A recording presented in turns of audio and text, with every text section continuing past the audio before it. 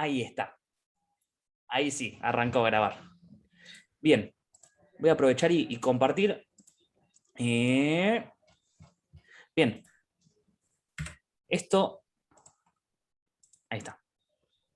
Esto, como les mencionaba hace un ratito, no está terminado las diapositivas y demás, pero bueno, teniendo en cuenta que la vez que viene expongo yo, no tengo miedo de invadirme con la última seccioncita chiquita o por lo menos con las últimas consideraciones acerca de lo que íbamos a trabajar hoy.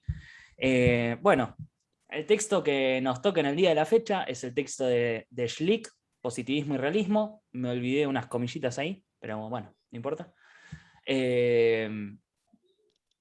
Y básicamente sale en el segundo número de Erkenntnis, que es como la revista estrella del Círculo de Viena.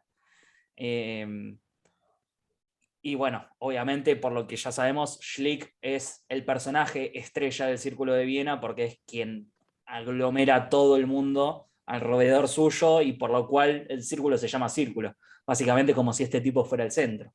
Entonces, bueno, teniendo en cuenta eso, vamos a ver que la postura es muy representativa de lo que van a opinar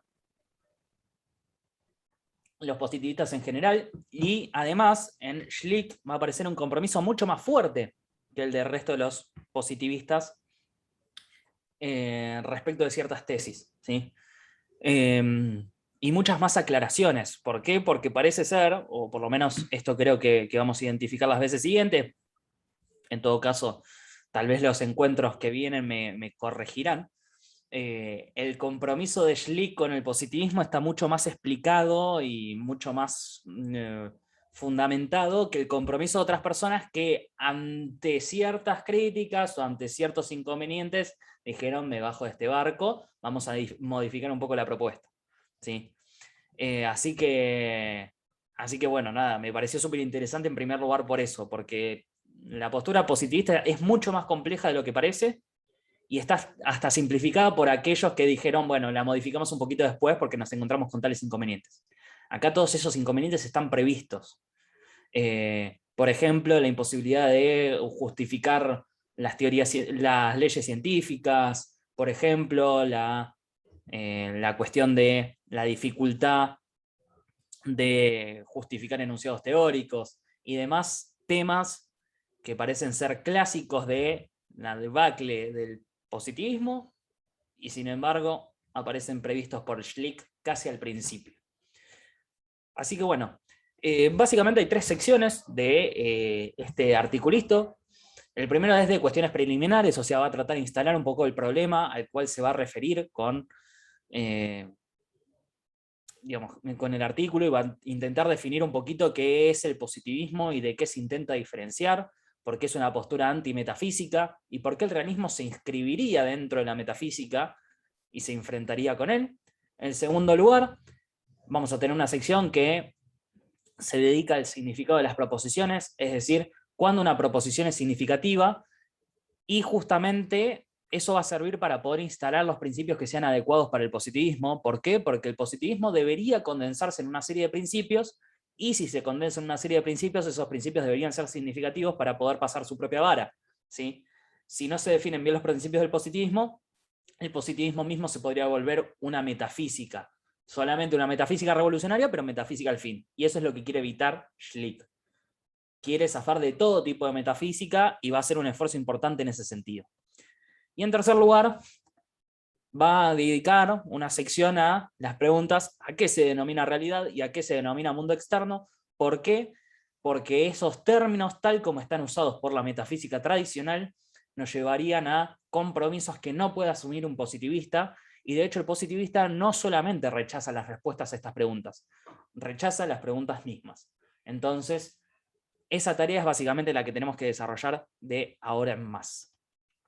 Vamos a arrancar entonces con las cuestiones preliminares. Les dediqué un montón de tiempo a las cuestiones preliminares porque la verdad que son una base súper rica para poder discutir un montón de cuestiones, ¿no? La primera va a tener que ver con algo que vamos a charlar la próxima, aprovechando que voy a exponer yo, así que simplemente lo instala. me interesaba marcar esto no porque fuera importante para el artículo en sí, sino porque va a tener que ver con un programa de investigación que se va a inclinar contra la primera afirmación que aparece en el texto de Schlick, que es la siguiente. Toda tendencia filosófica se define por aquellos principios que considera fundamentales y a los cuales recurre siempre en su argumentación. Sin embargo, frecuentemente en el curso del devenir histórico de tal tendencia, los principios no se conservan inmutables. Esa primera afirmación me parecía importante, ¿por qué?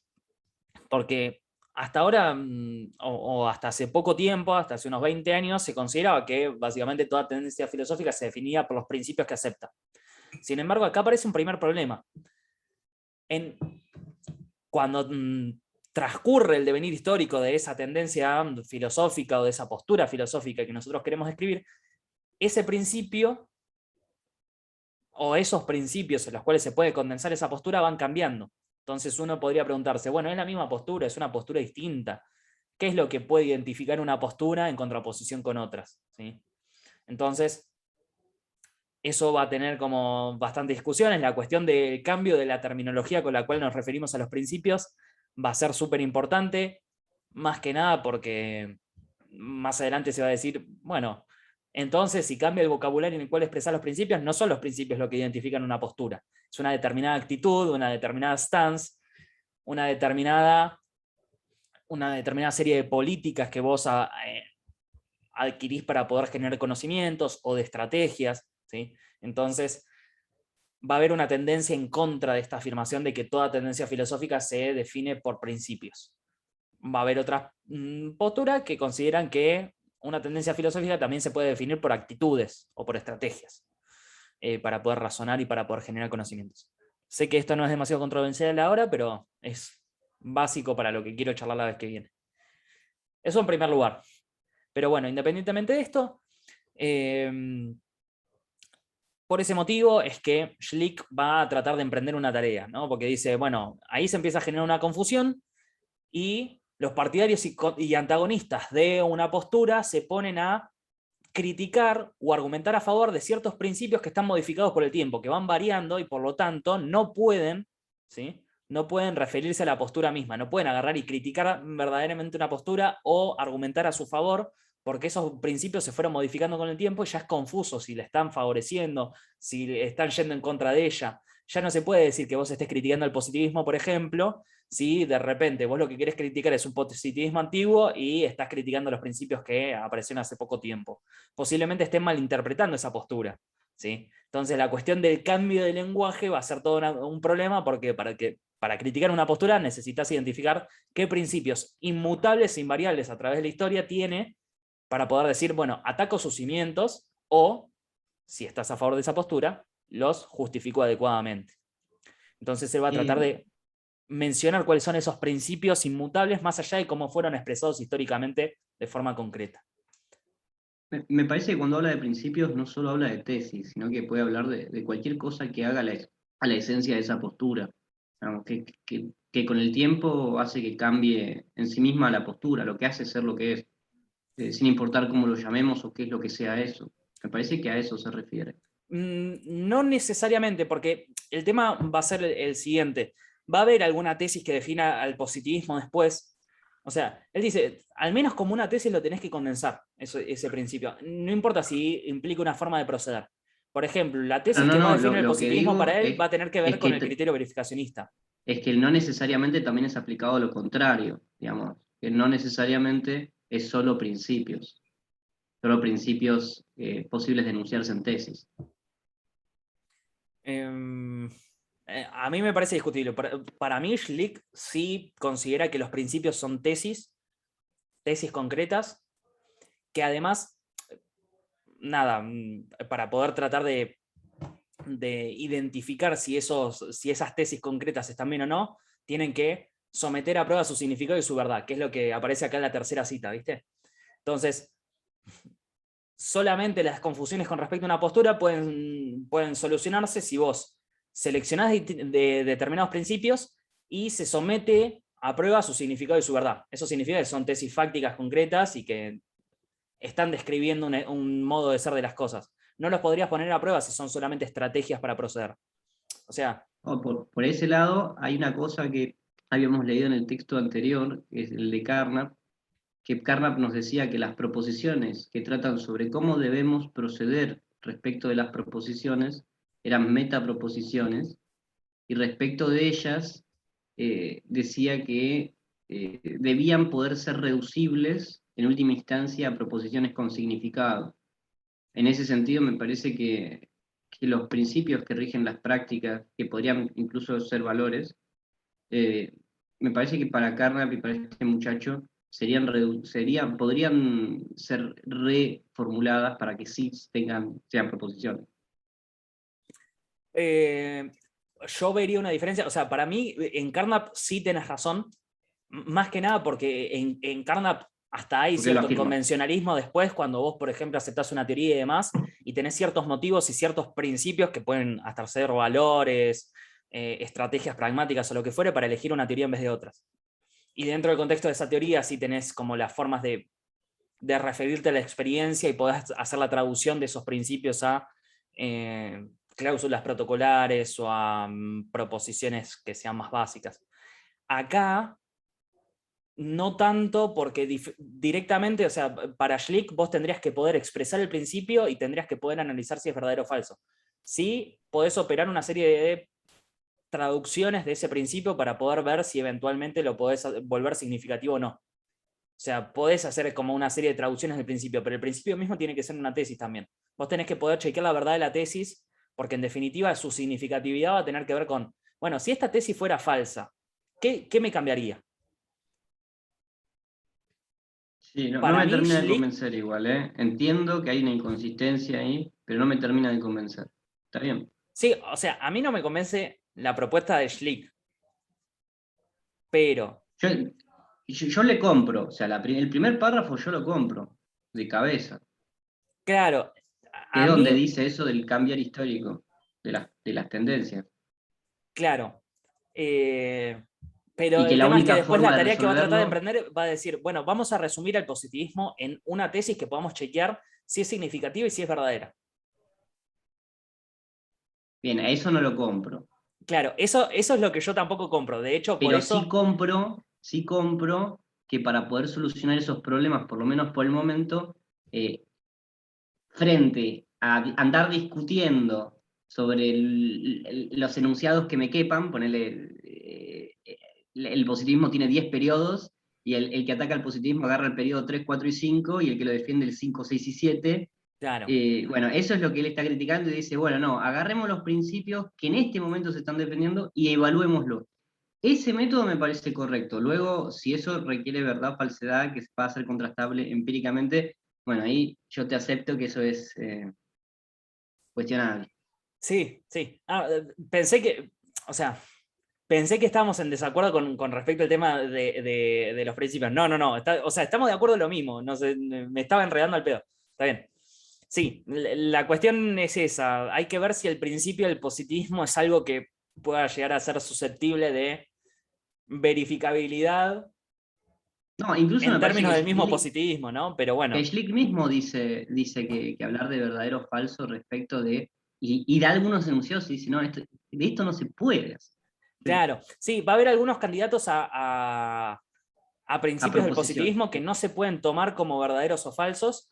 Va a haber uno que sí, que va a ser el que enuncie el criterio verificacionista del significado, más allá de que él no lo postule, digamos, no diga el nombre específico. Sí, ese principio se tendría que aceptar como verdadero y él lo va a considerar hasta verificable, pero no entiendo por qué, porque no puede pasar su propio criterio. Como si yo quisiera decir, eh, bueno, esto está la vez que viene, ¿no? Si yo quisiera decir la experiencia es la única fuente de conocimiento del mundo y al mismo tiempo ese enunciado lo quisiera probar en base a la experiencia, ¿no? No puedo. El mismo criterio no sirve para evaluarse a sí mismo. Y en Mm. general podría suceder eso con todos los criterios, creo. Dudo que haya algún criterio que se apruebe a sí mismo vacuamente. Porque o se vuelve contradictorio o se vuelve una petición de principio. Pero bueno, Sí, no, ahí la crítica de Popper. Tenemos que tener una convención. claro. Y lo que tenemos es una convención. Y el que quiera tener otra, que la tenga. Sí, sí, sí, obvio. Pero bueno, para Schlick, esa es la tarea que hay que hacer. Primero, definir el positivismo y ahí nos podemos analizar si funciona o no funciona, digamos, aquello que tratemos de proponer para poder caracterizarlo, ¿no? Y ahí dice, ¿no? Mi propósito es el de esclarecer en lo posible el sentido de estos principios, los principios en los cuales se podría condensar el positivismo, y si después de esa aclaración se les puede atribuir o no al positivismo, entre comillas, él cuando pone una expresión entre comillas, significa, bueno, tal como lo interpreten los otros, si no, trataría de describir el... ¿Cómo es? Trataría de describir al empirismo directamente sin ponerlo entre comillas. Esto es importante para lo que aparece después, ¿sí? Cada vez que lo pone entre comillas es tal como lo caracterizan los otros. Si mis principios sirven para poder identificarlos, entonces no me importa. Yo quiero aclarar los principios que tiene el positivismo real, concreto y el que estoy defendiendo. Si el resto acepta que eso caracteriza a todos los positivismos, no me interesa, ¿sí? Bien. Y una primera caracterización que aparece es la del positivismo como corriente antimetafísica, ¿sí? Entonces dice, si alguien quiere calificar como positivista toda opinión que niegue la posibilidad de la metafísica como una mera definición, no tiene nada de objetable y en ese sentido yo me designaría a mí mismo como un estricto positivista. Pero naturalmente esto solo es válido en el supuesto de una específica definición de metafísica. Dice, bueno, está bien. Imaginemos que no nos ponemos a discutir los principios del positivismo, solamente decimos que es una corriente antimetafísica. Bueno, hay que definir lo que es la metafísica. Habría que identificar los principios de la metafísica para poder hacer eso. De cualquier manera, estamos frente a la misma tarea.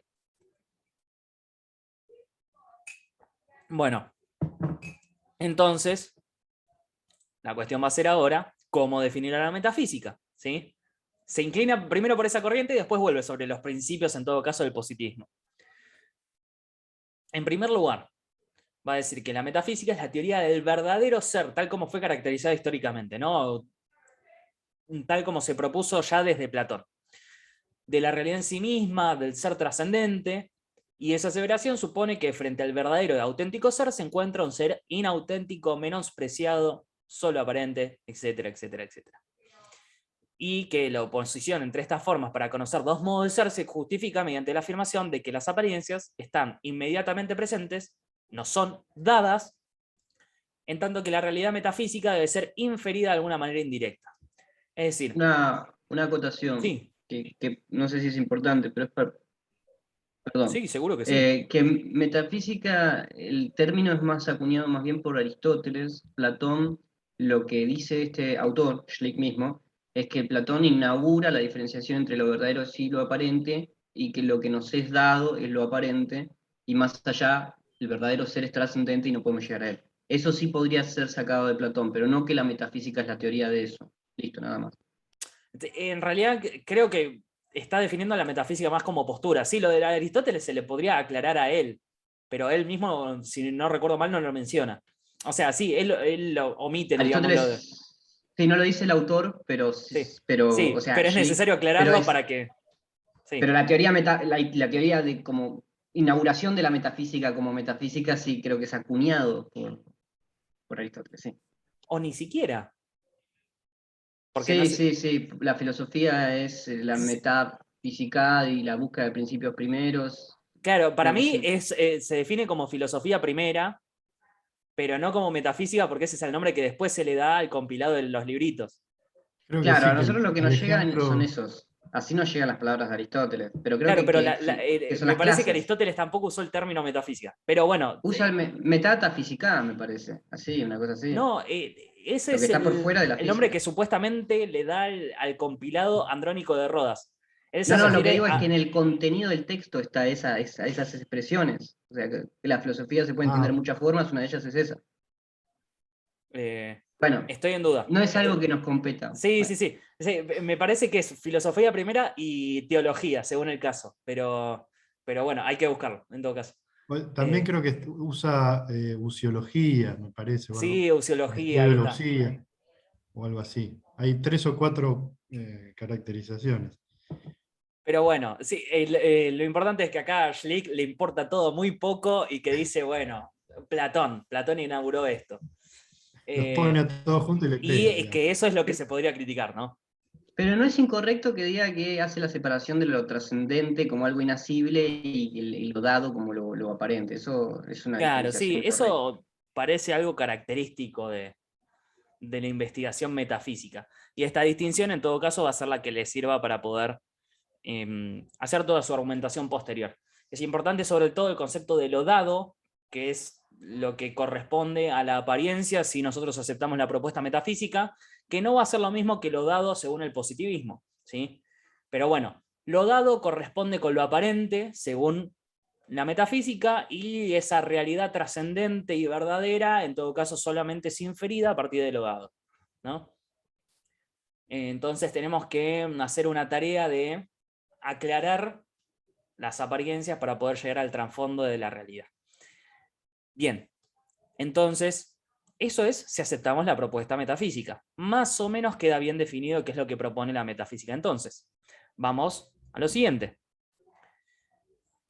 Va a decir que así, al parecer, llegamos a un concepto fundamental de los positivistas. ¿Por qué? Porque si los positivistas son antimetafísicos, entonces van a ser los que afirmen que nos tenemos que quedar en el ámbito de lo dado, ¿sí? En el ámbito de lo aparente. Y eso va a generar un problema para la definición del positivismo, porque va a decir Schlick, esto equivale a identificar lo dado del positivismo con las apariencias de la metafísica, y a considerar que el positivismo es, en el fondo, una metafísica de la cual se ha excluido o seccionado lo trascendente. Tal opinión pudo verdaderamente con frecuencia haber inspirado los argumentos de los positivistas del mismo modo que los de sus adversarios. Es decir, dice, esta es una mala caracterización del positivismo. ¿Por qué? Porque decir que nosotros aceptamos lo aparente en términos de la metafísica, que nuestra antimetafísica solamente es una metafísica invertida, es tan criticable como la metafísica misma. Entonces, a pesar de que muchos positivistas hicieron esto, de que muchos positivistas tuvieron esta confusión, el verdadero positivismo entraría en contradicción si quisiera caracterizarse de esa manera, ¿sí? Entonces, no podríamos decir que lo dado para el positivismo equivale a lo aparente de la metafísica, sino que toda la estrategia posterior va a consistir en el rechazo de esta distinción entre lo trascendente y lo aparente, ¿sí? Va a rechazar de plano esa distinción de la realidad en dos, el positivismo.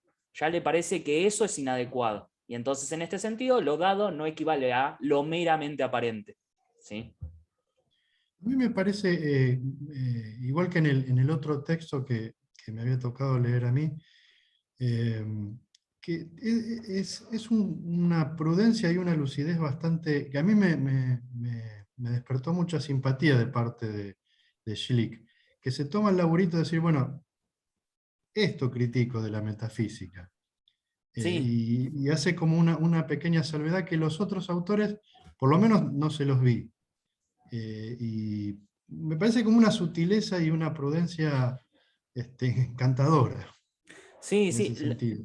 La verdad que es, o sea, es maravilloso cómo Schlick identifica bien qué es lo que tiene que criticar, y en todo caso el resto, digamos, lo deja medio o salvado, o lo deja para el ámbito de las creencias, o lo deja, digamos, en un plano en el cual no merece discusión.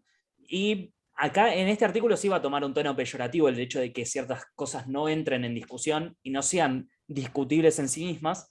En el artículo del viaje de la filosofía no tiene ese tinte peyorativo, pero es algo que no hace el resto. O sea, dentro del positivismo, creo que por lo que vimos hasta ahora, hay tesis que sí están más cargadas metafísicamente para poder ir en contra de la metafísica. Y entonces, ese es el problema que acá identifica Schlick. Como decir, bueno, si nos metemos en esa movida de agarrar y tratar de, por decirlo así, contrarrestar fuego con fuego, nos vamos a terminar quemando. Entonces, no nos metamos en esta pelea, ¿sí? No nos metamos en esta pelea. No podemos hacer lo mismo que los metafísicos. Así que sí, completamente de acuerdo. Y además me encanta la forma que tiene de escribir Schlick. Me parece clarísimo lo que quiere decir, siempre Tal conciso. cual. Sí, Sí, sí, sí, Muy tal cual. ordenado. sí, Una sí. prosa muy linda. La verdad que, o sea, leyendo estos dos artículos, entiendo cómo es el centro de todos los demás. Entiendo cómo el resto se agarró y dijo, bueno, vamos a estar alrededor de este tipo. Suena como un profesor, que está ahí en la silla y todo el mundo va y le pregunta, como si fuese Sí, el sí. padrino. Ahí, inmediatamente, no sé si lo vas a decir, hay un adelanto de la carga teórica de la observación. ¿Dónde?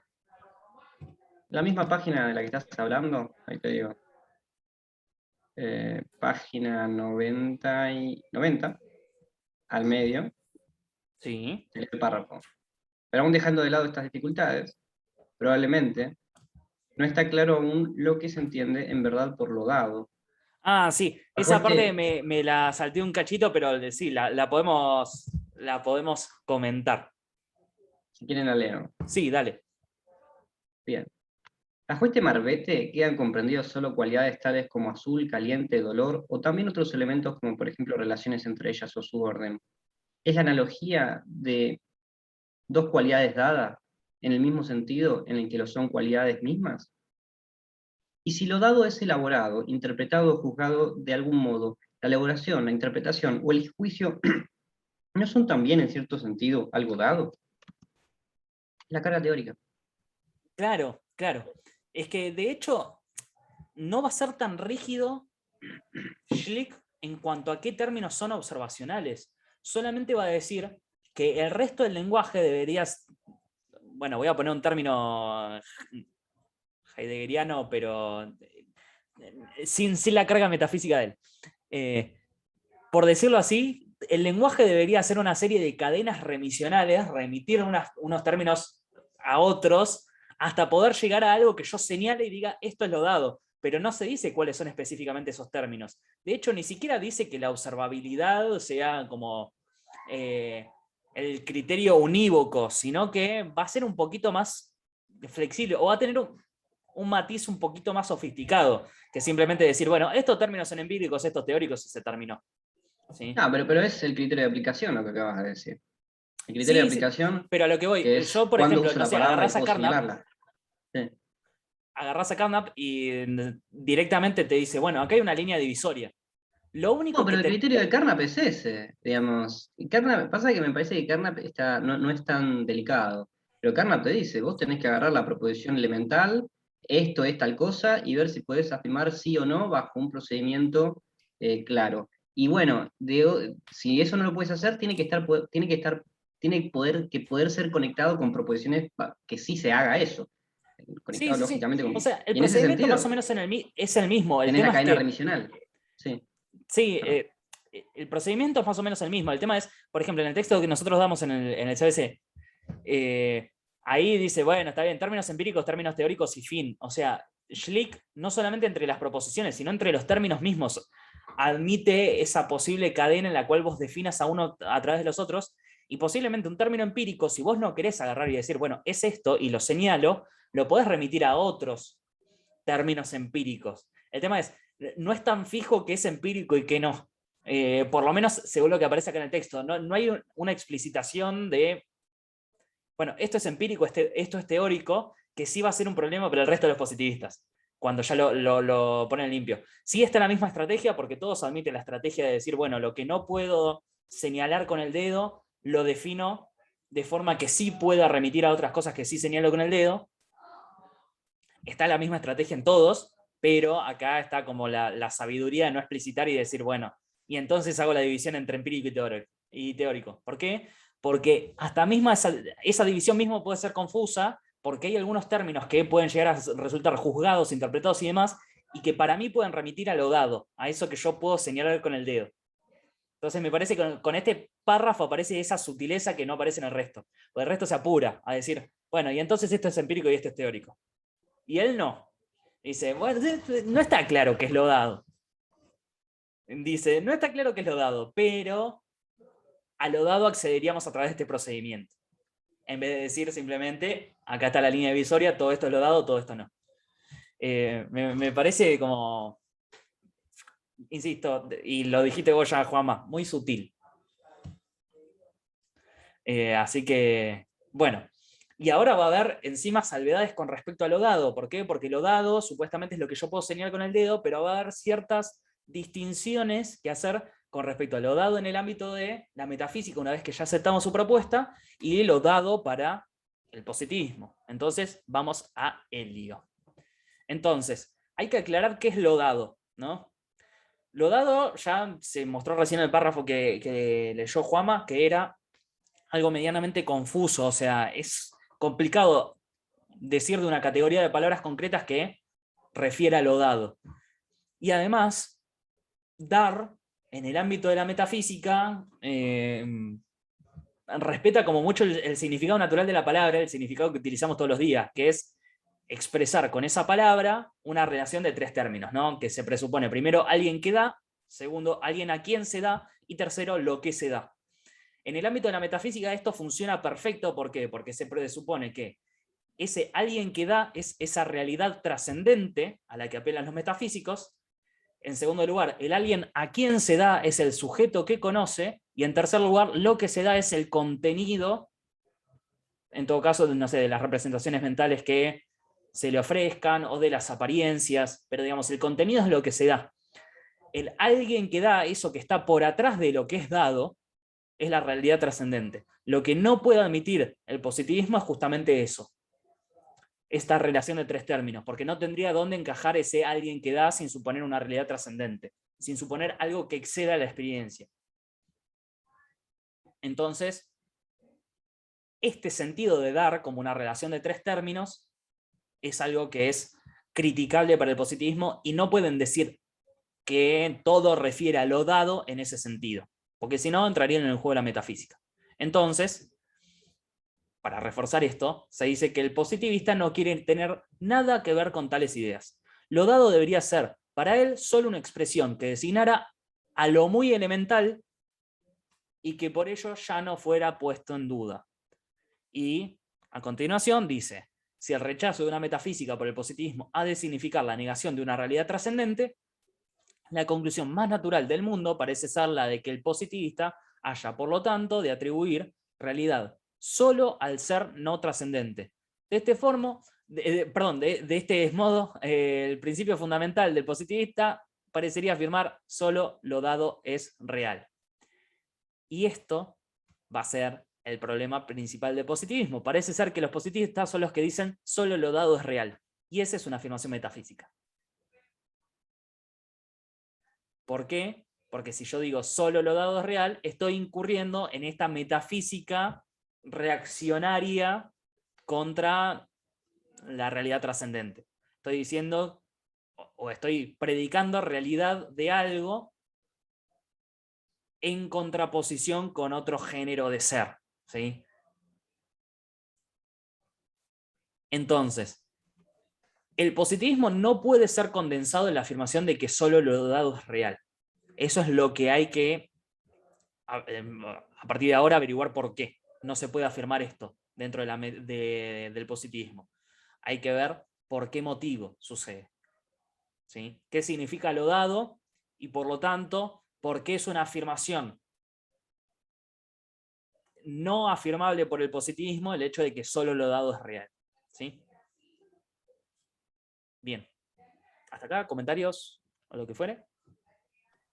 Yo quería preguntarles si alguno, yo la verdad ni siquiera leí en profundidad el texto, confieso, pero vi que en una primera nota decía que era un artículo que se había escrito en respuesta a uno de Max Planck, en donde se criticaba al positivismo. ¿Alguno lo vio o le pegó una mirada? No. Me daba mucha... ¿Cómo? Bueno, ¿El texto de Planck? ¿O cuál? claro, ese. O figura acá la crítica él retoma la crítica de Planck en el texto más adelante. No, el texto de Planck en sí mismo no. Me había notado algo con respecto a eso, ya te digo.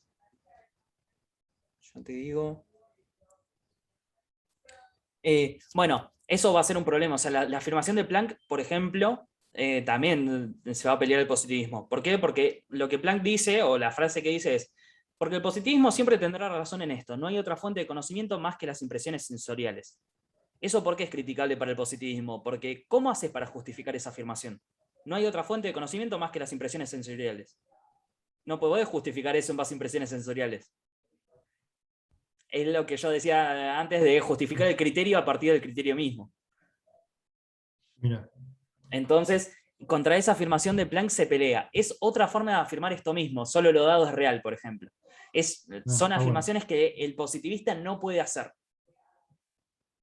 Está bien. Sí, preguntaba porque me sonaba Sí, que tenía que venir por este lado, pero como no lo miré por sí, ahí. va por el mismo lado, pero bueno, digamos, entra en conflicto directamente con lo que quiere afirmar Schlick, que quiere, no sé, postular un principio del positivismo que no fuera contradictorio, por decirlo así, que no fuera negado por el positivismo mismo, como serían variantes de solo lo dado es real.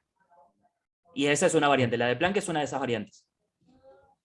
Buenísimo. Dice, probablemente si yo le dijera, o sea, la idea de Schlick sería como, probablemente si yo le dijera esto a Planck, Planck me daría la razón. O sea, no es la postura de Planck esa, pero sin embargo no se dio cuenta de esto y entonces por eso está afirmando lo que está afirmando.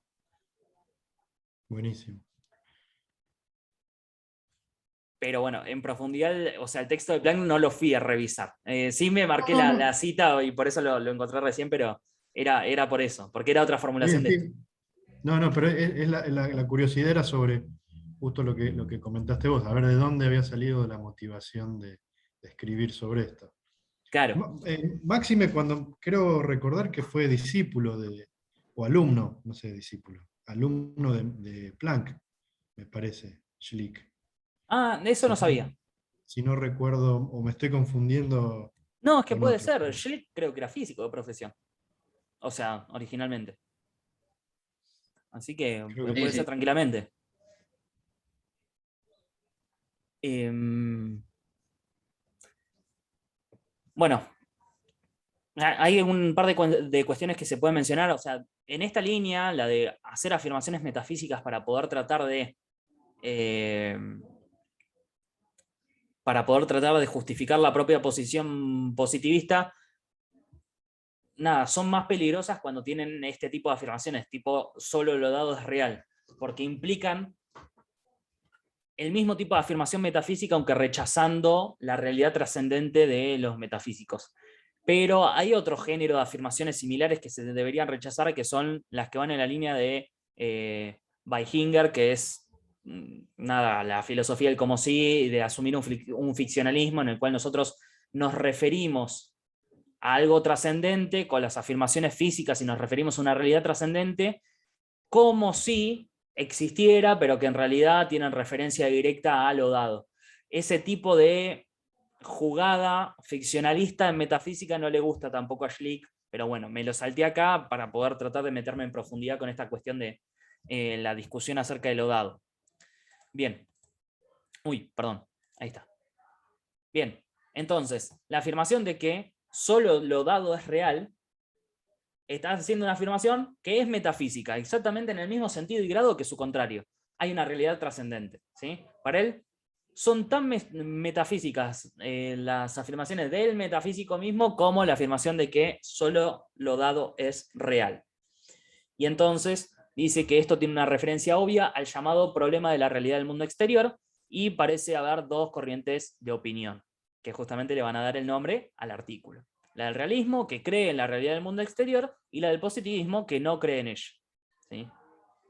Entonces, ¿qué pasa? De vuelta a la estrategia de Schlick va a decir, el positivismo no dice esto, el positivismo no duda del mundo exterior. No es que dice, solamente existen los contenidos de conciencia. ¿Sí? ¿Por qué? Porque lo dado se suele interpretar como sensaciones y las sensaciones son contenidos de conciencia. Y si el positivista solamente afirmara que existen los contenidos de conciencia, entonces está poniendo en duda el mundo exterior. ¿Sí? Está diciendo, bueno, yo no puedo conocer más allá de mis sensaciones, entonces me estoy quedando sin mundo. Entonces, el problema remite a si hay una manera de distinguir entre mundo exterior y mundo interior. Y eso surge siempre que se considera lo dado como un contenido de conciencia, es decir, como una especie de sensación que es subjetiva, individual, que yo no puedo escapar más allá de eso, y que en todo caso el positivista dice, yo me tengo que quedar con eso nada más.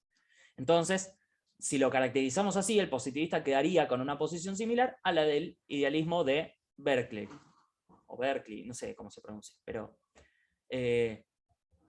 y el positivismo en realidad no admite eso, no dice que simplemente existen las sensaciones percibidas por uno y fin. no va en esa dirección. Lo dado, sí, está bien, yo accedo a partir de la experiencia, yo puedo decir a partir de la experiencia que lo dado es real, pero no como una especie de predicado y no como una especie de cualidad que tenga aquello que yo puedo percibir. La distinción entre interno y externo es completamente criticada acá. Yo no puedo distinguir entre interno y externo de esta manera, ¿sí? Esa va a ser la idea de Schlick, y sobre la cual va a criticar esta caracterización del positivismo como aquel que no cree en la realidad del mundo exterior. Dice, porque no hay preguntas acerca del mundo exterior. No es que hay una discusión acerca de si hay un mundo interior solamente o hay un mundo exterior también. No deberíamos aceptar ese tipo de preguntas, ¿sí? Bien. Y acá, uy, ahí está. Bien. Y entonces, el de la realidad del mundo exterior, ¿sí?, es un pseudo problema sin sentido, ¿sí? O sea, no se puede afirmar que haya una pregunta válida acerca de si existe el mundo exterior o no existe, ¿sí? Esa es como la base del rechazo a esta caracterización del positivismo. Bocadito. En Sí. semántica, en realidad semántica y ontología, Carnap dice lo mismo, exactamente lo mismo. Sí, hay muchos problemas de la metafísica como más, de la metafísica moderna, iba a decir clásica, pero eso es anterior, de la metafísica moderna que quedan rechazados como pseudoproblemas, digamos, es como la estrategia usual del positivismo. Así que sí, y Carnap medio que se lo manotea acá. Pero claro, la cuestión va a ser como rechazarlo como un pseudoproblema y va a explicar a partir de ahora por qué, ¿sí?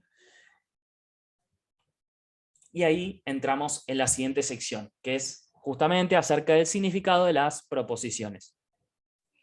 Bueno, acá hace una especie de corte y va a decir básicamente a qué se tiene que dedicar la filosofía y por qué la filosofía no podría tener manera de investigar acerca de si existe el mundo exterior o no existe, ¿sí? ¿Por qué? Porque en primer lugar está encargada de investigar y aclarar el significado de los enunciados y los interrogantes. Y entonces hay dos problemas serios con la filosofía, o dos maneras que tiene de no cumplir con esta tarea adecuadamente. La primera es que muchas veces acepta formulaciones ligeras como problemas auténticos. Por ejemplo, el problema del mundo exterior sería un problema que no debería aceptar la filosofía, ¿sí? Entonces, en primer lugar, surge esta cuestión. Hay ciertos problemas que se tienen que rechazar de plano, ni siquiera es que los tenemos que responder negativamente, ¿sí? Responderlos negativamente ya aceptarlos, y aceptarlos es algo malo. Y en segundo lugar, y en esta línea de lo que acabo de mencionar, no se puede pensar que la filosofía puede responder a través de métodos filosóficos especiales a esas preguntas, que sean diferentes de los de las ciencias específicas. Es decir, el modo de responder a los problemas de la filosofía, más allá de aclarar el significado de los enunciados y los interrogantes, debería coincidir con el de las ciencias. No tenemos más métodos de investigar, ¿sí? La filosofía no tiene algún método adicional que salga de algún otro lado para poder aclarar, ¿sí?, o responder a esos problemas. Simplemente puede decir qué problemas son genuinos y cuáles no, cuál es el significado de los problemas que intentamos responder, y después todo lo demás es a través de los mismos métodos que la ciencia. Entonces, ¿cuál sería ese método de la ciencia? ¿Cuál sería esa forma de investigar acerca de lo real que tienen las ciencias? Bueno, acá es donde va a aparecer la gran crítica, ¿no? Por medio del análisis filosófico no nos es posible decidir si algo es real, sino exclusivamente investigar qué se significa cuando se asevera que algo es real. ¿Qué queremos decir con eso? El que una situación se presente adecuada a ello o no, es decir, que algo nos parezca real o no, solo resulta decidible mediante los métodos usuales, sean de la vida diaria o de la ciencia, es decir, mediante la experiencia. Es decir, la filosofía jamás nos puede decir si algo es real o no es real. Entonces no tiene métodos de escrutinio como para poder decir que un mundo interior es real y el mundo exterior no es real. Porque la filosofía no tiene manera de afirmar existencia de las cosas. Simplemente puede aclarar qué queremos decir nosotros cuando afirmamos existencia respecto de algo. Entonces, simplemente eso para tener en cuenta. Acá es el punto donde uno podría criticar. Si no, me parece que después todo el resto de la propuesta de Carnap medio que se sigue a partir de esto, Entonces, y se sigue de forma bastante fluida. Entonces, si hay que atacar a través de algún medio, debería ser tirando todas las armas acá y apuntando. Después, a partir del momento en el que uno acepta esto, ya está, me parece. Uno ya entra en el juego de Schlick y queda todo decidido. Pero bueno, esa es mi opinión, ¿no? Me parece muy sólido todo lo que viene después, si uno acepta esto. A ver, ¿y por qué no sería sólido esto?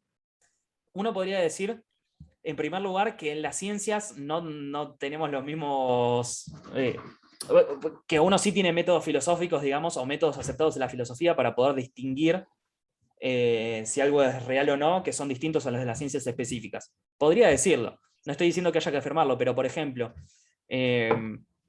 una cuestión a la que se podría apelar es las intuiciones que tenemos acerca de cómo es la realidad o acerca de determinada postura filosófica podrían jugar un rol evidencial a favor de una determinada postura. Pero no el significado juega de real siempre. en la ciencia es el mismo que el significado de real, porque me parece que si el filósofo se va a decir que es real, estaría siendo un metafísico. Claro, el tema es, justamente, si vos admitís que hay otros métodos filosóficos especiales, podrías ser un metafísico plausiblemente. O sea, podrías hacer filosofía siendo metafísico. Lo que está queriendo decir Schlick es que no podés hacer filosofía siendo metafísico con esto. No podés hacer... Claro, porque la filosofía tiene una tarea. Si vos respetás esa tarea y usás los métodos de las ciencias para poder determinar qué es real y qué no, estás obligado a terminar con una posición positivista. Sí. Si vos decís que hay métodos de la filosofía que no son los mismos, podés ser metafísico plausiblemente. O sea, podés defender el hecho de quedarte en la metafísica. Acá lo que quiere hacer Schlick es destruir la metafísica y decir, eso ni siquiera se puede hacer si vos haces bien filosofía. La persona que hace bien filosofía no se puede encargar de la metafísica. O sea, es una afirmación como muy tajante. Si uno acepta que los métodos para distinguir que algo es real y que no son los mismos que los de las ciencias específicas, y que lo único que hace la filosofía es investigar y aclarar el significado de enunciados interrogantes, entonces me parece que el resto de la propuesta se sigue. ¿Definió qué es la metafísica a esta altura? Sí, dijo lo de esta teoría del ser real o trascendente y lo aparente. Pero esa... No puede ser esa la definición de metafísica, porque definiéndola así se estaría adoptando una filosofía que él mismo dijo que lleva claro, problemas. Él dijo que la metafísica tiene ese tipo de teorías. Y lo que está diciendo es, la filosofía se encarga de otra cosa. O sea, la metafísica no tiene significado, porque él mismo dice que eso lleva contradicciones. Claro, y la filosofía no puede ser metafísica si está bien ejecutada para él. Listo. O sea, la filosofía debería dejar afuera la metafísica. Entonces toda la movida que había hecho en su momento en el viraje de la filosofía iba en ese sentido, como decir, bueno, che, ¿vieron que la filosofía se hace de otra manera? Lo que hicieron ustedes no era filosofía bien ejecutada, porque por eso llegaron a la metafísica. Si ustedes ejecutan bien la filosofía... Me parece aceptable esto de, por medio del análisis filosófico, no es posible decidir si algo es real. No es posible. O sea, una decisión racional para decir si algo es real, me parece que por medio de la discusión filosófica no se puede. Si uno se encarga, o sea, yo estoy de acuerdo en lo que respecta al análisis filosófico. Ahora, que la filosofía podría recurrir a otros métodos y que no necesariamente se reduce solo al análisis, eso sí me parece que se puede bancar un poquito más y que iría contra la propuesta de Schlick.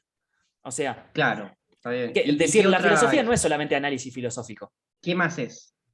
Claro, uno podría decir, bueno, la filosofía tiene que ver con analizar cuáles son las intuiciones adecuadas que tenemos acerca de la realidad, cuando ya no podemos recurrir a la experiencia empírica. Uno podría decir que, por ejemplo, en los casos de subdeterminación yo puedo tener motivos adicionales para bancar una teoría en vez de la otra, y eso no se decide. Perfecto, eso no hay ningún problema, pero para decidir si algo es real... Claro, pero yo, por ejemplo, puedo decir, vamos a meternos, no sé, con metafísica dentro de física cuántica, ¿no? Yo quiero bancar la interpretación de muchos mundos y tengo que asumir una metafísica distinta, en base a intuiciones previas que tengo, tal vez. Yo tal vez puedo justificarlos lo suficientemente bien, no lo puedo remitir a la experiencia. Pero no puedes decirlo de forma absoluta que es real, en todo caso tenés que decir que es un compromiso tuyo. Claro, el tema es que él va a decir que una experiencia individual del tipo de las que sí banca para poder verificar enunciados, tampoco es una prueba absoluta de ese enunciado. Bueno, Carnap decía lo mismo, decía que sobre lo dado había discusiones, pero que en última instancia debía ser lo intersubjetivo, como Popper. Claro. La salida debe ser la misma. Sí, sí, sí, la salida va a ser más o menos la misma. Yo A compro, lo que vos no voy, comprás. yo Está bien. hasta ahora compraría. El tema es que esta afirmación, o sea, la de que solamente mediante la experiencia y el análisis filosófico se puede investigar como corresponde, es discutible. Él lo asume como algo Es establecido, pero es discutible discutible. porque tampoco define qué es experiencia. Él mismo dijo que la experiencia está atravesada por Sí, cosas que ahí ya nos exceden. Y ahí, yo creo que ahí está su ventana al caos. Pero bueno, no, claro. me gustó, sí. El tema es que si vos ya aceptás esto, y, perdón, y experiencia se asimila a la experiencia según las ciencias específicas, si ya aceptás esto, medio que el resto se sigue. Pero no necesariamente es así. No, es que no hay, nadie define qué es la experiencia. El filósofo debería definir qué es la experiencia y no puede, lo está Bueno, intentando y no puede. y esta tarea es la que no puede, o sea, el filósofo tampoco se encargaría de definir la experiencia. Por eso, ¿Por ya qué? Porque se está. tiene que dedicar al significado de los enunciados y los interrogantes. Entonces, digamos, hasta acá está lo criticable para mí en Schlick. Si uno acepta lo que está acá y dice, no voy a criticar esto que aparece acá, para mí todo el resto lo tenés que aceptar sí o sí. Yo Si, ya, si vos me dijeras, me pongo a convenciste, ¿eh? aceptar Igual. lo que está acá, hasta acá me parece que lo podemos discutir. Después todo el resto me parece que se sigue de una forma muy elegante. Me convenciste en que experiencia es un término primitivo. Porque ahí ya no podemos. Ahí está su caja de Claro. Pandora. Claro. Está, listo. Vamos a aceptarle que es experiencia y. Claro, vamos a ver si a partir de ahora todo se sigue de su propuesta. Vamos a suponer que experiencia, no sé, está bien definido por algún motivo, ¿no? Bien, entonces. Igual, perdón, Sí, sí. para aclarar, ¿Vuelvo para atrás? no, Ah, o bueno, como quiera. Lo que hablaban recién sobre eh, la filosofía, entonces no debería indagar, investigar y aclarar el significado o a qué refiere el término experiencia. ¿Eso es lo que estaban diciendo recién? Según Carnap, debería aclarar el significado de los conceptos y aclarar el sentido de los enunciados. Y según lo que dijo Nacho recién, solo el sentido de los enunciados. claro, el tema es que, bueno, experiencia se podría redefinir en otros términos. El tema es que esos otros términos serían lo dado, que era lo que quería definir antes. O sea, ¿Pero qué serían experiencia datos es la referencia a sensibles? lo dado. Lo dado es la experiencia. Y bueno, es circular eso. O sea, es como medio, Claro, claro, porque medio que lo el dado perro puede se ser muerde la cola. claro, una manera metafórica de hablar sobre la experiencia, Claro. aquello que no podés cambiar, que está dado. Claro, ahí a lo que apelaba, justamente, o sea, la única forma de definir la experiencia, digamos, y que no tenga que ver con decir equivale a lo dado, tiene que ver con referirnos a la vida diaria, a las ciencias específicas, o sea, la experiencia es la experiencia del sentido común, y fin. O sea, esa sería la única forma no controversial de poder definir experiencia. O Entonces, algo así como aquello que podríamos eh, eh, constatar o contrastar de alguna manera, en claro, el cierta tema es manera que eso, objetiva, por ahí. sí, el tema es que Vale, o eso va a ser la forma intersubjetiva. de decir que es significativo en general. Entonces, va a haber un montón de enunciados que tengan esa característica y que sin embargo no son experienciales directamente. Pero que sí son contrastables a partir de... Pero el tema es como si vos dijeras, la experiencia es contrastable a partir de la experiencia y esa fuera tu definición. Eso es lo raro. Pero bueno, Sí, está bien. No, porque tengo la misma sensación que vos, que es como que estás en la puerta de un lugar y te dicen, pasá, pasá, que está todo bien, y vos decís, bueno, acá sí entro, ya acepto lo que venga, porque este, eh, lo dudoso es como que es esto que está acá expresado, ¿no? Pero bueno, sigamos. claro. Bueno, seguimos y vemos si también se respeta esta suposición mía de que todo el resto se sigue en lo anterior y que ya cuando entramos tenemos que comprar. Vamos a ver si es así o no. Para mí hay un problema que va a aparecer ahora y que en cierta medida se deriva de lo anterior, ¿sí? Pero no es que sea nuevo, sino que se sigue a partir de lo que apareció antes, ¿no? Bueno, va a decir entonces a continuación que el primer paso de todo filosofar y el fundamento de toda reflexión consiste en advertir que sencillamente resulta imposible establecer el significado de cualquier enunciado si no es describiendo el hecho que debería existir si el enunciado fuese cierto, y si el enunciado no existe, perdón, si el hecho no existe, entonces el enunciado es falso. Entonces, un enunciado, o el significado de un enunciado, es determinable si describimos qué hecho debería existir si ese enunciado es cierto. Y si ese hecho no existe, entonces el enunciado es falso. Hasta acá parece cerrar todo. Parece no haber ningún tipo de problema. Perdón, me está sangrando un poquito el dedo, entonces. Igual acá introduce también la existencia, ¿no? Claro, el tema es que no lo va a una poner piedra. como predicado. Eso va a ser importante porque va a decir, bueno, el error de toda la filosofía hasta ahora es asumir que existencia es un predicado como los demás. Pero sí dice, sí, acá si existe algo que vos describís y se corresponda con el enunciado, entonces ese enunciado es significativo y verdadero, y si es significativo pero ese hecho no existe, entonces es falso. Pero uno debería saber cuál es el hecho que si existe haría el enunciado verdadero. Eso es básicamente lo que implica la significatividad. Y en este sentido, va a decir, ¿no? Bueno, ¿cuándo entiendo una proposición? ¿Cuando comprendo los significados que figuran en ella? Esto quizá pudiera explicarse mediante definiciones, pero en estas definiciones surgirán palabras nuevas cuyos significados será necesario conocer. Así llegaremos a palabras cuyo significado no podrá ser descrito mediante una frase, sino que se deberá indicar directamente. En definitiva, el significado de una palabra tendrá que ser mostrado, deberá ser dado. Es decir, lo dado es simplemente a lo que señalo o lo que indico cuando no puedo remitir más términos a otros. Y en última instancia, todos los términos que utilizo en enunciados significativos deberían poder traducirse en enunciados que tuvieran esos términos que sí puedo referir a lo dado. Y que sí puedo decir, bueno, indico esto y ya sé qué significa. Básicamente es eso. Y ahí está. Bien, entonces, lo que va a decir es que el contenido de nuestra elucidación resulta en realidad completamente trivial. Para él es trivial decir esto. Y esta es la razón por la que es tan sensato. Asevera: una proposición posee un significado enunciable solo cuando muestra una diferencia comprobable entre la situación de que sea verdadera y la de que sea falsa.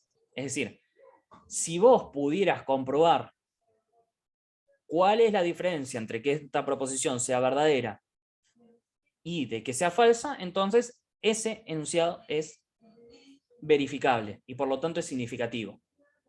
Y solamente tenemos una diferencia verificable cuando ésta se realiza en lo dado. Es decir, si yo tengo un enunciado y ese enunciado, si no fuera cierto, no me cambiaría nada en el ámbito de lo dado, entonces ese enunciado no es significativo. ¿Sí? Si me cambia algo en el ámbito de lo dado, entonces sí es significativo. Fíjense que esto no quiere decir directamente verificable. ¿Sí? No quiere decir yo hago una correspondencia directa de este enunciado con algo que veo, sino que digo, bueno, si fuera falso, ¿cambiaría algo en el ámbito de lo dado? ¿O yo estaría observando las mismas cosas?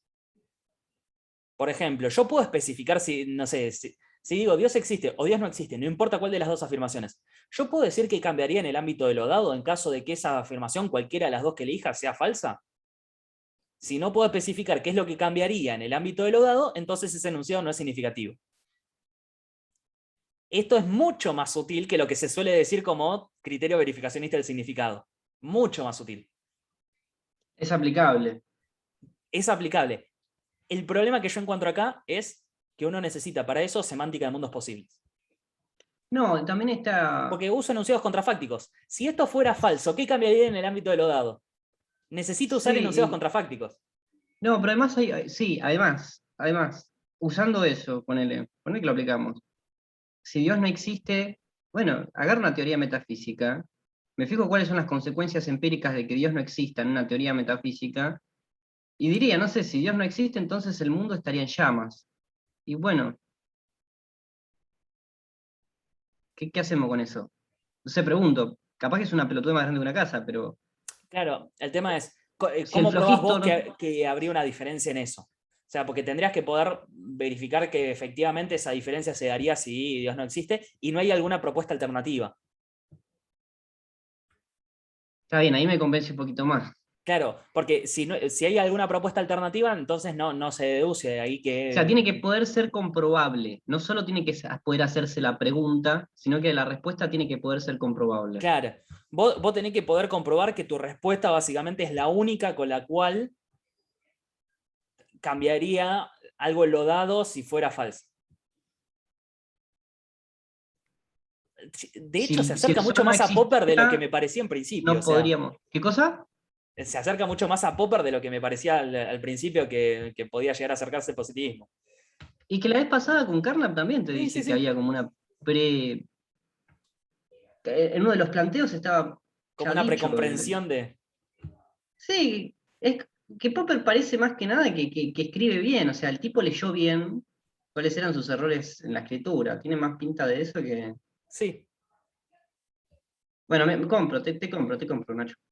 Bueno, para mí, a ver, ¿por qué es un problema lo de mundos posibles? ¿No? O sea, nosotros tenemos enunciados contrafácticos. Los enunciados contrafácticos traen un montón de problemas. O sea, si No, este pero acá enunciado vos fuera mismo me falso... dijiste, lo podemos verificar. Vos mismo me lo dijiste. Sí, sí, sí, está bien, está bien. Yo lo acepto eso, ¿eh? El tema es, yo acepto, yo tengo un contrafáctico. Y cómo interpretar la verdad de un contrafáctico normalmente requiere una semántica de mundos posibles. Y cuando vos adoptás una semántica de mundos posibles, estás asumiendo, ¿sí? O estás estipulando determinados mundos donde eso que está sucediendo en el ámbito de lo dado no sucedió. Entonces, estás estipulando mundos que no podés experimentar a través de lo dado. La forma de interpretar los enunciados contrafácticos no se puede remitir a la experiencia. Ya no simplemente a lo que me estoy refiriendo y lo que quiero comprobar, sino esos mundos posibles a través de los cuales yo digo, si no estuviera esto que estoy comprobando, entonces pasaría tal cosa. Esos son mundos posibles estipulados que no puedo comprobar a través de la experiencia. Por ejemplo, si No yo dijera, parece, no parece ser un problema real eso. O sea, parece ser más un problema de la forma de expresarse que un problema real con el criterio. claro, Supongo el que debe tema es haber alguna que, forma de solucionarlo. O bueno, sea, no me parece, intuitivamente no me parece un problema real. ojo, a mí tampoco me parece un problema real porque yo admito que esa es una posibilidad para poder interpretar los enunciados contrafácticos. El tema es, si ese es el caso, imagínate que, o sea, si me seguiste hasta acá y decís, bueno, no es un problema real, es un problema de la forma de expresarnos, significa que el positivismo no hizo bien la tarea a la hora de aclarar la forma de expresarnos. O que tiene un supuesto que no estamos Claro, reconociendo. sí, del mismo modo que pasaba con el término experiencia, con el tema de mundos posibles, o con el tema de enunciados contrafácticos, ni siquiera con el compromiso con mundos posibles, está teniendo expresiones de las cuales no está aclarando bien su significado de forma que no sea dudoso o que no sea cuestionable desde los propios principios del positivismo. Aún así no me parece un problema. O sea, no, o sea, sí es un problema que habría que resolver, pero me parece más un problema como una nota al pie como problema, que claro, hoy en día sería un artículo, quizás, un artículo muy grande y muy interesante, pero en esa época no lo veo como un problema para postular el criterio. Sí. Uy, perdón, 2 segunditos. Ahí está. Ahora sí. Fuera de eso, acabo de buscar el término Sí. metafísica en la obra de la metafísica y no está ni siquiera como palabras separadas. Así que tienen razón, creo, por ahora. Claro, por ahora, pero sí, sí, parcialmente. Bueno, esto iba a decir. Eh, la cuestión sería la siguiente, ¿no? O sea, yo propongo qué está pasando, no sé, propongo un enunciado para poder describir lo que está pasando, ¿no? Y para poder describir ciertas cosas en el ámbito de lo dado. Y para que alguien más me venga a decir, bueno, está bien, esto no sucede tal como lo estás describiendo vos, yo lo estoy describiendo de tal otra manera. ¿Sí? Si mi enunciado fuera falso, yo sabría cómo cambiaría el ámbito de lo dado y por eso sé por qué es significativo. Entonces, si yo digo que mi taza es azul, ¿sí? Entonces digo, bueno, si ese enunciado fuera falso, ¿qué cambia en el ámbito de lo dado? Y bueno, que mi taza sería de otro color, ¿no? Está bien. El tema es, si yo digo, bueno, si Dios existe, y vos me decís, bueno, ¿qué cambia en el ámbito de lo dado si Dios no existiera? Bueno, yo te diría, el mundo se prende fuego. Bueno, ¿y cómo sabes eso? Y yo de la misma manera te podría decir, bueno, ¿y cómo vos sabés vos que si mi taza no fuera azul sería de otro color? Porque Lo podés poner no a está prueba eso. pasando, vos no lo podés experimentar en el ámbito del Podés, lado. Todo ese conjunto de posibilidades, todo ese conjunto de mundos posibles en virtud de los cuales vos considerás que es verdadero, que si mi taza no fuera azul sería de otro color, vos no lo podés experimentar. En el ámbito pero de lo podés dado no actuar podés sobre comprobar eso. eso. Podés actuar sobre eso. Sobre tu taza podés actuar, podés pintarla. Sobre Dios no podés hacerlo desaparecer. Está A tu taza bien, la pero podemos digo, pintar. O sea, parece un vamos a criterio más esto. práctico. ¿Qué pasa si yo te digo, mi taza es azul en el momento X y en el lugar Y? Ya no Vamos se a modifica. ese lugar, lo llevamos. No. En el momento X es ahora y en el lugar Y es en el lugar que está en este momento. Si vos modificás eso en cualquier otra circunstancia, ya no es el momento X y el lugar Y. Bueno, pero se Entonces, puede comprobar fácil eso. pero el tema es que vos no lo podés comprobar en términos de lo dado, porque ya pasó de ese momento. Ah, bueno, pero ahí tenés un agregado de Popper, que el fenómeno tiene que ser repetible, sí. Está bien, Claro, ahí te lo está acepto bien. ahí. Sí. El tema es, bueno, acá va a haber una solución parecida, que va a dar Schlick. No es que él es Ah, ingenuo y no se va a referir a situaciones particulares. Pero, de todas maneras, a lo que voy, la semántica de mundos posibles refiere a cosas que supuestamente hacen mi enunciado verdadero y que, sin embargo, no puedo experimentar. Por principio no lo puedo experimentar. Si yo hipotetizo acerca de qué pasaría si tal cosa no existiese. Por principio no puedo sí, no, experimentar esas situaciones. necesitas, o sea, se podría solucionar, por ejemplo, con una postura sobre los universales también. O Sí, sea, se puede solucionar con el tema de los universales. El tema es que los universales tampoco se pueden los confirmar con... universales es un cagaste ahí, porque realmente es un compromiso que excede a lo dado, los universales. Claro. Bueno, por eso lo dado no va a ser para Schlick algo psicológico, o sea, lo que yo tengo como contenido mental específico, sino que a lo dado se va a referir a algo con condiciones repetibles y demás. Bueno, después vamos a eso. Pero para él lo dado no tiene esa definición de lo que sucede como fenómeno mental mío y como contenido mental mío específicamente. Entonces, va a tratar de defender una postura acerca de los universales en base a esto. Y en segundo lugar, lo podría resolver a través de una semántica de mundos posibles, pero implica aceptar algo que no aceptaría el positivista. Pero bueno. Nada, eso me parece criticar. A ver, si yo igualmente le acepto el principio anterior, me parece que esto se sigue. O sea, esto me sigue pareciendo una buena consecuencia a partir de lo que planteó antes. El tema es que ahora me aparecen más motivos para no aceptar lo que me dijo antes. ¿Se entiende? Por ejemplo, que yo mediante la experiencia debería simplemente remitirme a lo que es real y lo que no. Pero bueno. Hay un sentido en el que eso parece convincente. Sí, Eso, pero hay que me encontrarlo. parece que es porque es algo intuitivo. O sea, es intuitivo que vos comprás eso, esa posición. Entonces, es como, ¿Es me eso la parece convincente. anarquía? ¿Es eso o la anarquía? Pero bueno, no. Sí, sí, totalmente. O hay que ver cómo solucionamos eso. Pero bueno, como mínimo tenemos un problema instalado. Bien. Entonces, vamos a seguir. Con respecto al tema de la verificabilidad, ¿sí? Si bien vimos que era un poco más sofisticado que decir simplemente chequeo esto con una experiencia específica, es decir que obvio resulta que verificabilidad se usa aquí en el sentido de verificable en principio, ya que el significado de una proposición es naturalmente independiente de las circunstancias en que nos encontramos y que en un determinado momento pudieran permitir o impedir su verificación efectiva. Esto va de la mano de caracterizaciones como las siguientes. Comprobación o verificación sigue siendo algo concebible. La verificación es lógicamente posible, cualquiera sea la situación relativa a su factibilidad práctica. Lo que tiene que suceder es que yo pueda comprobar un enunciado, ¿sí? O comprobar si un enunciado puede responder a la siguiente pregunta. ¿Qué sucedería si esto no existiese? ¿Sí? Si yo puedo decir, ¿qué es lo que sucedería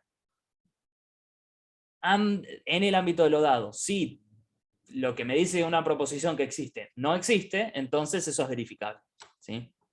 Si la respuesta es, bueno, si esto no sucediese, todo seguiría igual que antes, en el ámbito de lo dado, entonces no es verificable lo que estoy diciendo.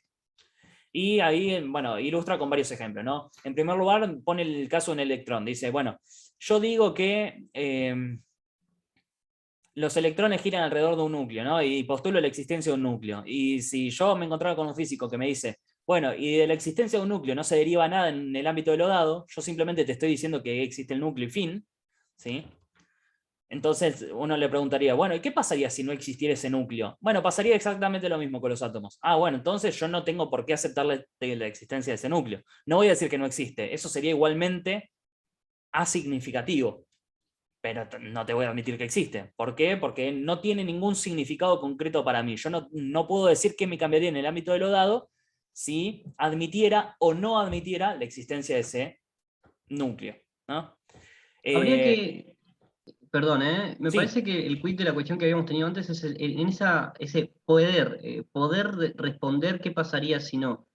sí, es una posibilidad Porque lógica para él. es bastante relativo, o sea, yo podría responder qué pasa si Dios no existe. Sin embargo, ese poder es diferente al mero poder, digamos, parece que hay una carga ahí. Poder es tener cierto conjunto de experiencias que me han mostrado en el pasado qué pasa cuando eso no está, y entonces tengo buenas pruebas para poder hacer en el futuro una predicción de qué pasa si eso no está. Dicho eso, corto. Sí, es que de hecho me parece que para ese lado ver la justificación porque, bueno, ya lo vamos a ver, ya lo vamos a ver. No quiero embarullar con esto, sí, pero va a ver para ese lado la justificación. Otro ejemplo que pone es el de Einstein, que dice, bueno, la simultaneidad o sea, en este momento nosotros admitimos que es algo relativo, y que es algo relativo, por ejemplo, a dos partículas o a dos cuerpos eh, digamos, en cierta relación. No podemos suponer una simultaneidad absoluta entre determinados fenómenos porque implicaría hacer una suposición acerca del tiempo que a partir de la cual nosotros no podemos suponer que si no existiera esa simultaneidad absoluta cambiaría algo en el ámbito de lo dado. ¿Por qué? Porque en el ámbito de lo dado siempre me tengo que remitir a individuos concretos. Y todo eso lo habilita la propuesta de Einstein perfectamente bien. Entonces, si yo supongo el tiempo como algo absoluto, no cambiaría nada en el ámbito de lo dado. El tiempo relativo seguiría manteniéndose exactamente igual. Entonces, ¿para qué voy a suponer un tiempo absoluto? No me cambia nada. En el ámbito de lo dado, no me cambiaría nada suponer una cosa o la otra. Entonces, ante la duda, no lo voy a postular. ¿Sí? Bien. Sigo adelante, entonces. Ahí está. Bien. Ahora, hay una crítica que se puede hacer a esta propuesta, ¿no? ¿Por qué? Porque lo que dice a partir de ahora Schlick es que verificabilidad es o explicar la verificabilidad de un enunciado es lo mismo que dar cuenta de su significado. Es decir, que verificabilidad coincide con significatividad, ¿sí? En una proposición. Entonces, lo que va a decir es, bueno, puede haber una crítica a esto, ¿no? Podemos decir que, aun cuando admitamos que la verificabilidad es una condición necesaria de la significatividad de una proposición, acá lo puse muy mal, o me lo corrigió el PowerPoint, no sé por qué, podríamos sugerir que no es una condición suficiente. Se afirma así que una proposición puede contener más de lo que pueda verificarse. ¿Sí? Entonces, en primer lugar, si yo digo que una proposición como por ejemplo los electrones existen o los electrones están en determinada situación con respecto a los átomos, ¿sí? Contiene algo más que simplemente lo que decimos acerca de lo dado, entonces ese tipo de consideración la tienen los físicos solamente cuando abandonan la esfera de los fenómenos físicos, ¿sí? Y de los enunciados acerca de lo físico y empiezan a filosofar. Solamente si empiezan a filosofar acerca de esa cuestión llegan a ese tipo de duda, de que la proposición esa está expresando algo más que lo que ellos muestran en el ámbito de lo dado con experimentos y demás. En segundo lugar, y esto lo leo literalmente porque me parece mejor. Es enteramente cierto que todo enunciado acerca de un objeto o de un acontecimiento físico significa más de lo que se verificó, digamos, por el transcurso de una sola experiencia.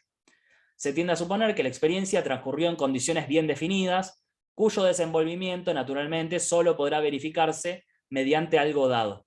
Y además se supone que siempre serán posibles sucesivas verificaciones. Es decir, la verificabilidad nunca se hace en términos de una sola verificación, sino que tiene que ver con la posibilidad de poder repetir esa experiencia. Con eso tiene que ver la verificabilidad, y con eso se distingue entre delirios, ilusiones, imaginaciones, y lo que efectivamente es verificable en el ámbito de lo dado.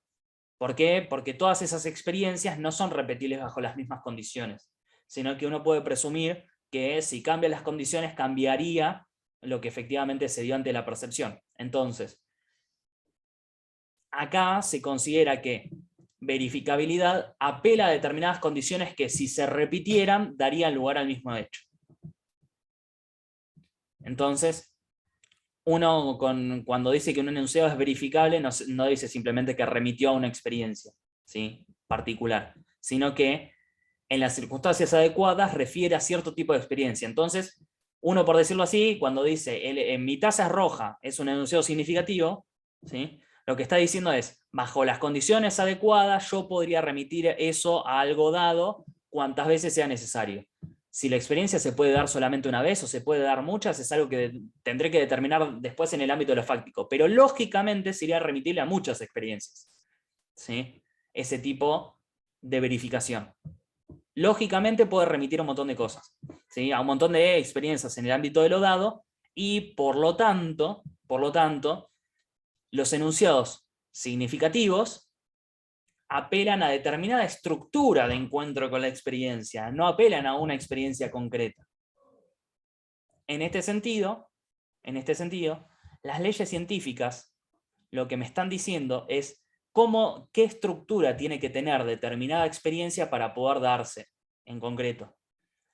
Las leyes científicas no son enunciados acerca de lo que sucede y no son verificables en sí mismos, sino que son, más que nada, normas para poder saber en qué determinadas circunstancias yo puedo tener una experiencia dada. Así es como zafa de decir, bueno, ¿las leyes científicas son verificables? ¿Todos los cuerpos son negros es algo verificable? No. ¿Por qué? Porque yo no puedo decir qué experiencias debería tener para poder... o yo no podría percibir nunca un número infinito de cuervos a los que está remitiendo ese tipo de enunciado, ¿sí? Eso es inverificable por principio. Pero la única verificación que yo necesito de las leyes científicas es que me ayuden a hacer predicciones acerca de lo que yo puedo experimentar concretamente, ¿sí? La única verificación que necesito para las leyes científicas es que me digan en qué circunstancias yo me voy a encontrar con determinada experiencia. Entonces esta es la forma en la que zafa. Dice, Cambia de criterio, estrictamente las leyes cambia. científicas no son proposicionales, son predicciones para experiencias particulares. Cambia el criterio. Porque yo no puedo hacer que las leyes no estén. No, pero a mí me parece que no cambia el criterio, sino que dicen, las proposiciones son verificables, pero las leyes científicas no son proposiciones, estrictamente. Claro, por eso no es aplicable, tiene otro criterio para las leyes. Para las leyes científicas es otro criterio. Esa es la manera que tiene el de zafar. Básicamente, volver las leyes científicas, en vez de proposiciones, las vuelve reglas para poder predecir cosas. No, son reglas metodológicas, y en ese sentido no es un compromiso con cómo es el mundo. Claro. Vos no te comprometes, cuando decís todos los cuervos soneros, no te comprometes con cómo es el mundo, te comprometes con una regla para poder predecir experiencias. Con lo cual las teorías científicas no describen el mundo. Describen el mundo cuando te hacen hacer una predicción concreta acerca de él, por ejemplo. O cuando te describen un hecho concreto, pero no te describen el mundo así como con una norma universal o lo que fuera. No, pero tampoco cuando te hacen hacer predicciones, porque se supone que lo que te hace hacer predicciones son enunciados universales. Que te Claro, pero esa predicción es un... Imagínate que haces una predicción, ¿no? Es un enunciado acerca de un hecho futuro y eso sí es verificable directamente. Cuando te encuentres en el momento adecuado... El enunciado singular sí. Sí. Pero en ese sentido no describe más que enunciados singulares. Una teoría describe el mundo como recopilación de datos, no como... Claro. O tendrías que reformular la idea de teoría como un conjunto de enunciados y reglas, Sí, o algo así. sí, totalmente. El tema es, yo tampoco, o sea, nosotros normalmente pensamos las leyes científicas como refiriendo a una determinada estructura del mundo. Ahora, ¿qué quiere decir que el mundo tiene una estructura? Ese es un enunciado no verificable para un positivista. De hecho, ningún enunciado acerca del mundo en su conjunto es verificable. Porque yo no podría decir qué pasaría si el mundo no estuviera en el ámbito de lo dado. Entonces, cualquier enunciado acerca del mundo en su conjunto es metafísico. Bueno, de hecho, acá sirven varias apelaciones hacia Kant, Schlick. Me parece que esta no estaría tan lejos de su idea. La idea de mundo es una idea que surge en nuestra cabeza. O sea, no hay experiencia posible que pueda probar algo acerca del mundo en su conjunto. Pero Entonces, lo que las más leyes científicas se suponen que me están describiendo el mundo en su conjunto. Bueno, no, porque el mundo en su conjunto es algo completamente ajeno a la experiencia. La experiencia siempre es, digamos, parcial, si consideramos el mundo en su conjunto, ¿no? Y siguiendo esa idea kantiana, digamos, en el camino, en el camino hacia lo real o al mundo exterior, yo hasta donde puedo llegar es hasta la experiencia, Claro, que es aquello de lo que puedo comprobar no solo en una ocasión, sino en repetidas veces. Sería algo claro. así. Exactamente. Yo estoy completamente de acuerdo con eso. Está bien. Bien, y acá viene el tercer motivo por el cual podemos rechazar el hecho de que la verificación sea algo más que la significatividad, ¿no? Que dice, si alguien opinara que el significado de una proposición no se agota mediante lo que pueda verificarse lo dado, sino que se extiende mucho más allá de este, por lo menos habrá de admitir que ese significado adicional no puede ser descrito en ningún modo, ni establecido ni expresado a través del lenguaje, que intente comunicar ese significado adicional. ¿Por qué es este desafío? Él dice, imaginemos que intentamos comparar la experiencia de dos personas, ¿no? La experiencia de dos personas acerca de un determinado color. Por ejemplo, yo les pregunto a ustedes, ¿cuál es este color que aparece acá? Estoy señalándolo con el mouse. Y seguramente me dirían azul. Bueno, ¿qué pasa? Hasta donde podemos chequear el dado, nuestras experiencias son similares en tanto le estamos poniendo el nombre de azul. Ahora, si alguno tiene algún significado adicional que agregar al de esta sección del fondo es azul, no lo podría expresar y no lo podría compartir con los demás. Eso sería, no solamente sería inverificable, sino que sería incomunicable. Entonces dice, si hay algún excedente de la significación por sobre la verificabilidad, ese excedente también es incomunicable, entonces no nos interesa. ¿Sí? No nos importa. Sí, podría estar diciendo algo más con el electrón es parte del átomo, que simplemente lo que se puede verificar en una experiencia compartida, pero ese algo adicional es completamente inverificable. Solamente porque en ningún momento puedo remitir a eso dentro de la experiencia de los demás y tampoco se lo puede comunicar al resto. Este es un planteo muy parecido al que habíamos visto en el texto anterior de Carnap sobre su experimento mental de seres que tienen otras facultades, que tienen más Sí, conocimiento que nosotros, que nos quieren transmitir, pero para nosotros no tienen sentido, sin embargo para ellos sí. Lo cual supone que los enunciados en sí mismos no es que tengan sentido, sino que son relativos. sí, totalmente. Encaja a la perfección con eso. Encaja a la perfección con eso. Bueno, y hasta acá llega esta sección. Después va a terminar resolviendo, digamos, las preguntas acerca del mundo y la realidad, pero bueno, eso es con lo que no llegué y encima estamos más o menos en horario. Continuamos la que viene. Sí, seguimos la que viene, pero bueno, algo quedó así como dando vueltas a partir de esto. Yo aprovecho para dejar de compartir un cachito. Ahí está. A mí Y Jairo, me quedé pensando recién que quizás en este movimiento de viraje de la filosofía con su nueva tarea y actividad, y en el criterio este positivista, también, por ahí estoy diciendo una pavada, pero se está resignificando el término significado también.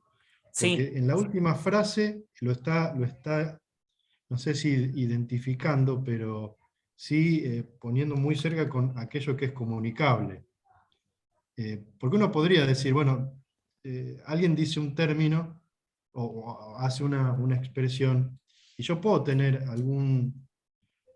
eh, tener alguna consecuencia interna, mental, quizás hasta conceptual o emotiva, que no pueda expresarla.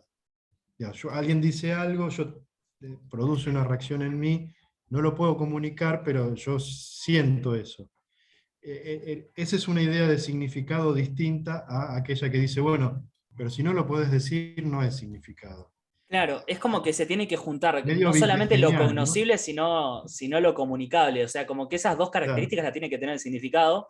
Y eso, sí, acá lo ve solamente Schlick en la verificabilidad, que tiene un significado cognitivo concreto, o sea, tiene una propiedad cognitiva concreta, que es la referencia a lo dado, pero al mismo tiempo es comunicable. Y entonces, y a La partir de idea, eso construye, digamos, la posibilidad de la intersubjetividad como algo que sirve para chequear enunciados, ¿no? Entonces, claro. digamos, se monta sobre eso. ¿Sí? Uno podría no aceptar, simplemente decir, sí, tiene un significado cognitivo adicional, a mí me remite a determinada intuición o a determinada percepción que no tiene que ver con algo que yo puedo comunicar. Y eso Schlick lo admite, pero dice, eso es incomunicable. Entonces, cuando me estoy refiriendo a qué enunciados son significativos y cuáles no, no es algo que pueda tener en cuenta. Sí, inclusive me pareció notar acá quizás la cercanía con la posición de Wittgenstein entre el lenguaje y la realidad, ¿no? Los hechos, va, no la Es que realidad. entre la metafísica y la filosofía del lenguaje que manejan, eh, parece ser la de Wittgenstein, donde el mundo es una estructura que no podemos decir si lo es o no, Hay una forma que lógica. es un conjunto de hechos, que es una relación entre objetos y que las proposiciones que los describen es lo que Espejan. nosotros podemos transmitir. Claro, claro, Eh, Y sobre y lo que no es cuando, posible cuando, hablar, hay que callar. hay que callar. claro, claro.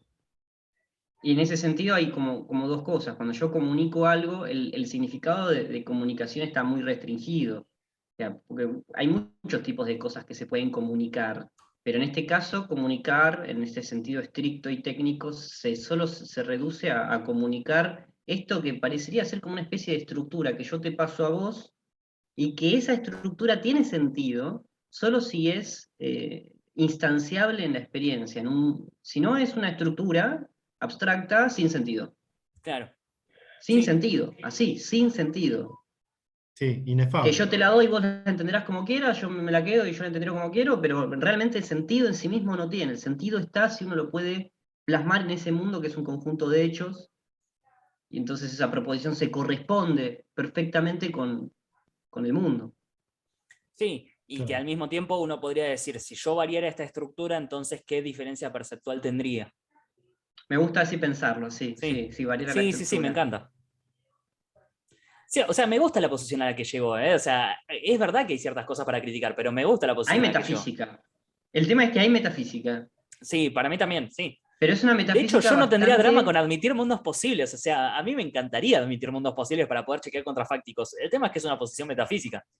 Es lo que hablábamos hoy, lo que hablábamos hoy sobre las estructuras. ¿Qué pasa si decimos que esto de la filosofía de la metafísica, no, metafísica de la ciencia, se puede reducir a un conjunto de reglas gramaticales, ¿no? A un sistema gramatical que se amolda mejor? Y reducirlo a eso sí, es más o menos eso, es hablar de Wittgenstein, me parece. Eh, Me Sí. parece que es eso.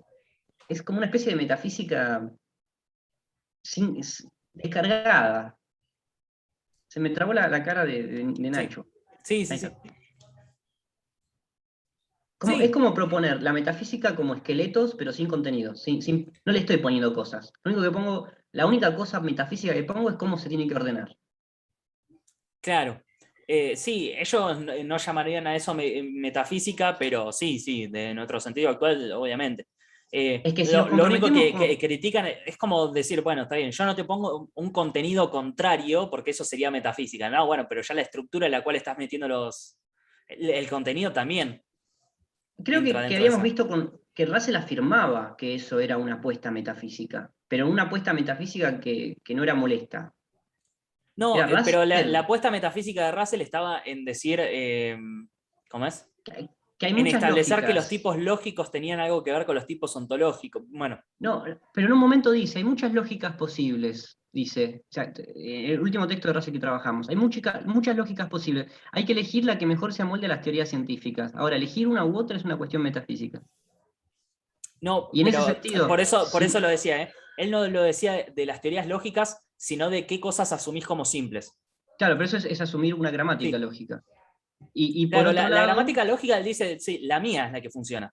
El tema sí, es qué, claro. qué admitís como simples, como qué metés dentro de las variables de individuo, digamos. Perdón, las constantes de individuo.